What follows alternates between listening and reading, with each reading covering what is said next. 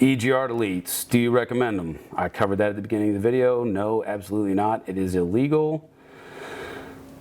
Can you discuss the cost of doing head studs and head gaskets in a 6-liter?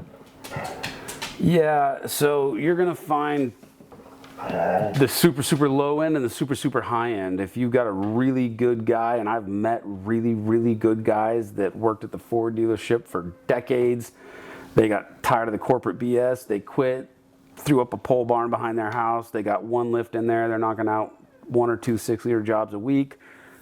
Are they amazing? Some of them, yes. Can they be hacks? Some of them, yes. I've seen dealership mechanics that I look up and respect like nobody's business. I've met Ford dealership techs that I wouldn't let fix my toaster.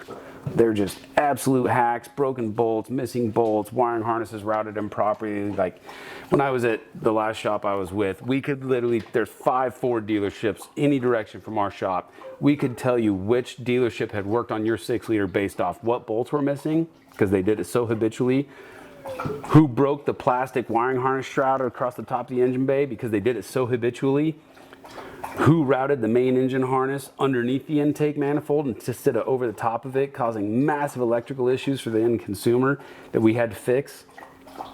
Very expensive, labor-intensive repair. That dealership still is in business, and they are still to this day routing the main engine harness improperly on 6-liter Power Strokes, costing the consumer thousands of dollars in repairs after it leaves the dealership. So just because they were a dealership tech, in my opinion, if they were a dealership tech, 90% of them were hacks and just terrible practices, terrible customer service. They don't even care when you confront them about it. But there's a few of them out there that are amazing guys. And I've seen them and seen their Facebook videos and YouTube videos and Instagram videos, and I can tell the good ones from the bad. I'm like, man, that guy's doing it right. So they're not all bad. Unfortunately, locally here, I've not experienced any good ones. So if you take it to a retired dealership tech, and he's going to do it behind his house in his pole barn, you're probably going to spend anywhere $3 to $5 grand.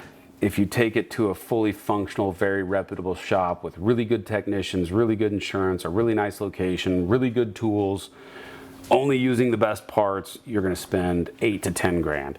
The economy is constantly changing, so as of right now, today, as we're making that video, that's where we're at. It could go up, it could go down, depending on what the economy does.